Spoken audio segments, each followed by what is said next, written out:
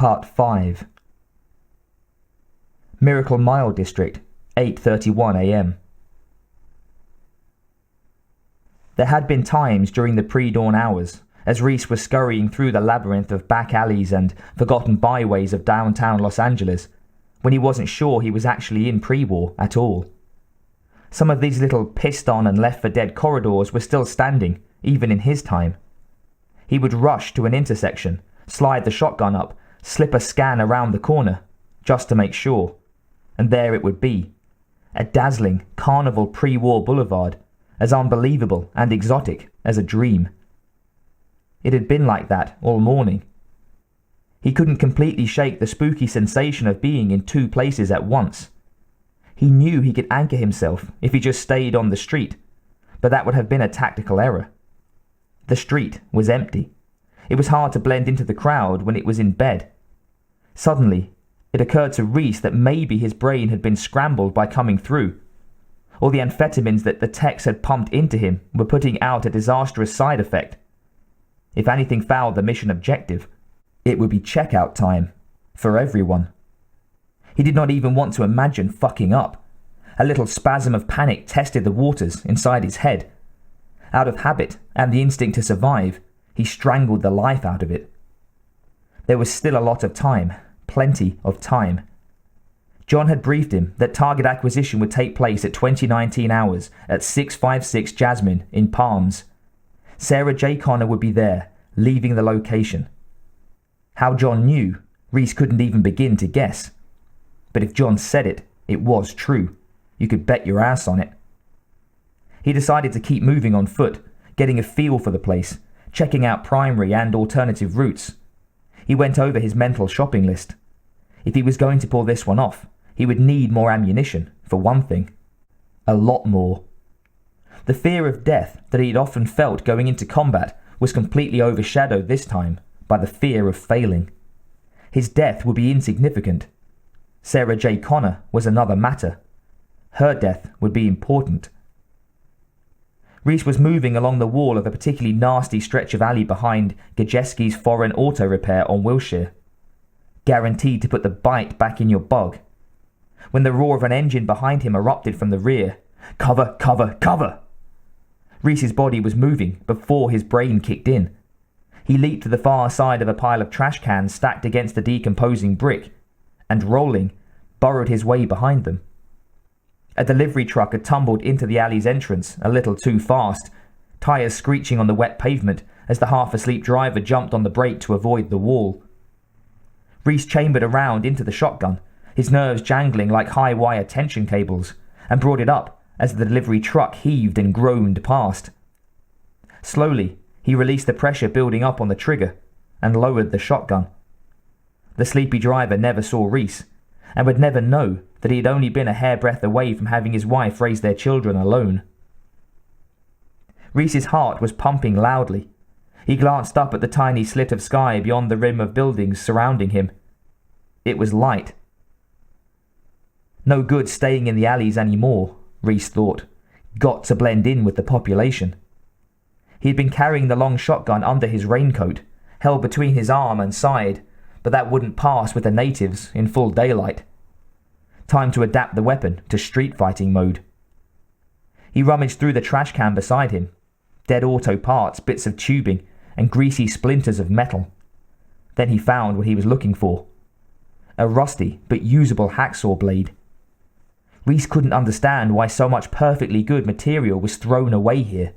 He could have built a combat carrier out of what he found in one trash bin. Reese put the blade to the shotgun's stock, just behind the trigger housing, leaving enough wood to act as a makeshift pistol grip. He dug deeper into the bin, then ran out of luck. Nothing to make a sling with. It was on the fourth try, in one of the bins farther down the wall, that he found a fraying piece of rope. Tying one end to the weapon-shortened stock, Reese made himself a sliding shoulder rig. When the time came, he could bring the weapon up smooth and fast, and the concealment was excellent.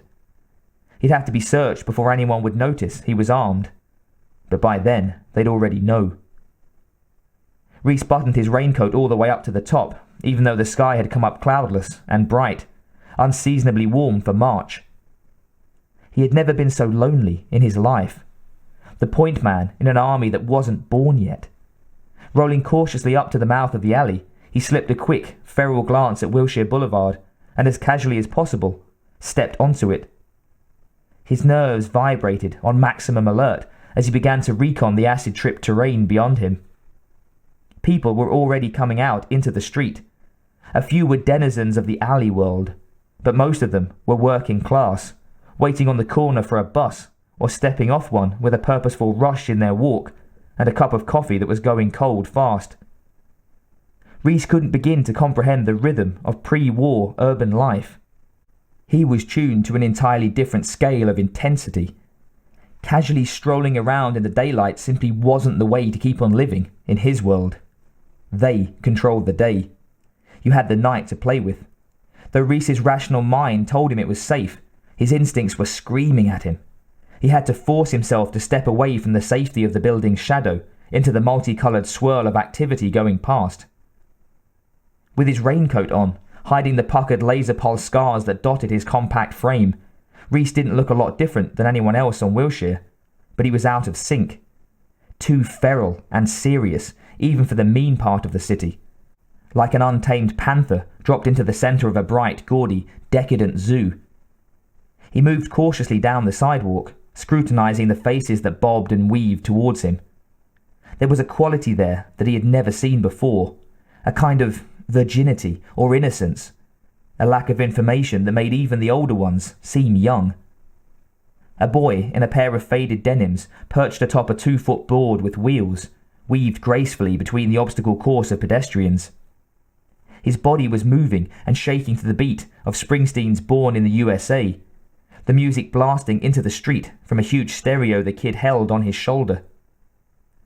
The sidewalks were a Babylon of display windows, each hoarding an incredible amount of treasure. Radios, lamps, stereos, TV sets. Rows of them, stacks of them, 3 and 4 high. One window held nothing but TV sets, all of them tuned to the same station. Bryant Gumbel and Jane Pauley chatted to each other simultaneously on 40 screens. Reese was transfixed by the sheer vulgarity of the display. Everywhere he looked, his eyes were threatened with visual overload. A grotesque jack-in-the-box clown leered across the street at the pink and yellow Pussycat Theatre marquee. Billboards with the gargantuan faces of beautiful men and women smiled down on him, extolling the wonders of Caesar's Palace and the Golden Nugget. A rugged-looking 50-foot man in a sheepskin coat invited Reese to come to Marlborough country, where all the flavour is. Reese had never heard of the place, but the sign got him thinking about food. He realised he was hungry. Down the street was a grimy little hole-in-the-wall take-out stand. A faded sign proudly boasted that you could get pizza by the slice there 24 hours a day. Reese didn't know what pizza was, but he could tell by the smell that it was all right to eat. He hovered near the place, scoping it out, trying to figure out how the system worked, without giving himself away. Reese watched as an overweight man in a loud plaid shirt stepped up to the window. "Give me a slice with everything. Hold the anchovies," he said. The man behind the window handed a steaming triangle to the plaid shirt man. The plaid shirt man then passed some green bills to the man behind the window and walked away. Reese watched the transaction intently. He knew about money, but had none. Quickly, he searched the pockets of Chance's trousers. Nothing. The smell of the pizza was doing things to his stomach. It rumbled demandingly. "Fuck it," Reese thought, and stepped to the window. Slowly, the man behind it glanced up from his newspaper with a look of annoyance. "Yeah?" the counterman asked indifferently. Reese repeated the litany. "Give me a slice with everything. Hold the anchovies," he said. The man laid a slice of the hot steaming stuff on the counter, just inches away from Reese's nose, then turned to his register. "That'll be $1.60, he said over his shoulder. When he turned back, Reese was gone. Enraged, the counterman jumped halfway out the window, eyes searching up and down the street. But Reese wasn't there. "You son of a bitch!" he shouted to no one and everyone. Reese tore down the sidewalk, ducked into the first alley he came to, then crouched out of sight behind a pile of discarded boxes, wrapping the shadows around him like a protective blanket. He glanced around, furtively, still hiding the steaming pizza inside his coat. The exotic, spicy smell of it had taken possession of him, the way the scent of fresh blood consumes the mind of a wild animal. When he was sure that he was alone, he brought it out and wolfed it down, reveling in the taste, barely noticing that the cheese burned the roof of his mouth. He hadn't even swallowed when he heard the long growl of a dog behind him. Reese whipped around. A nasty-looking mongrel was crouching in the shadow of a doorway, staring longingly at the crust in his hand. Reese started to raise the crust to his lips, then paused. God damn it, he thought, and lowered his hand. To turn down a hungry dog was a crime. They were partners in survival. Slowly, Reese extended his hand towards the animal. The mongrel cautiously trotted out of the doorway, and keeping his eyes glued warily on the man, seized the crust. For good luck, Reese gently ruffled the fur between the dog's ears until the animal's tail began to swing back and forth as it settled onto the asphalt at his feet. Leaving the hungry mongrel to its breakfast, Reese walked back to the edge of the street. The pangs of hunger within him had subsided now, and the sun was rising well up into the morning sky. He hovered at the edge of the alley wall and surveyed the parade of passing cars. He would need one, soon, and many other things as well. Time to move out, he said to himself.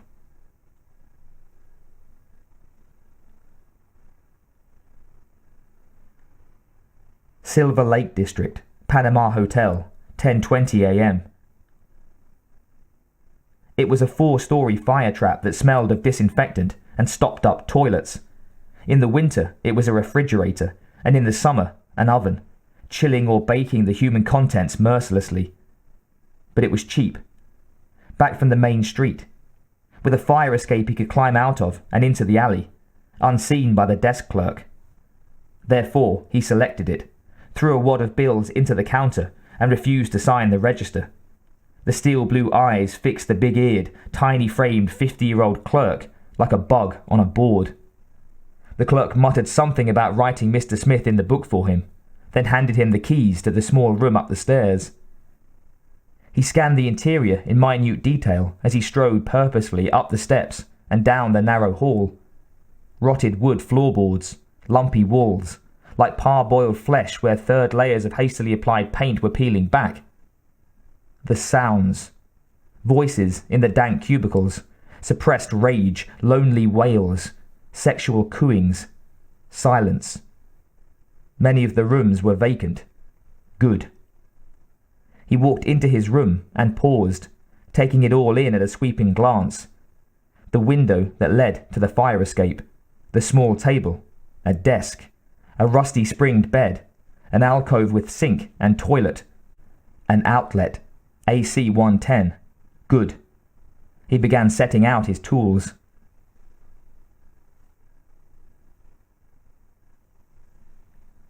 He had come down Ventura Canyon Road in the dark, seeing no cars or people.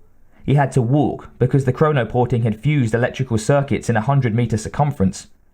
So he came down the mountain like an implacable god descending Olympus, the ornamental chains on the dead punk's heavy boots clanking with each step. Searching.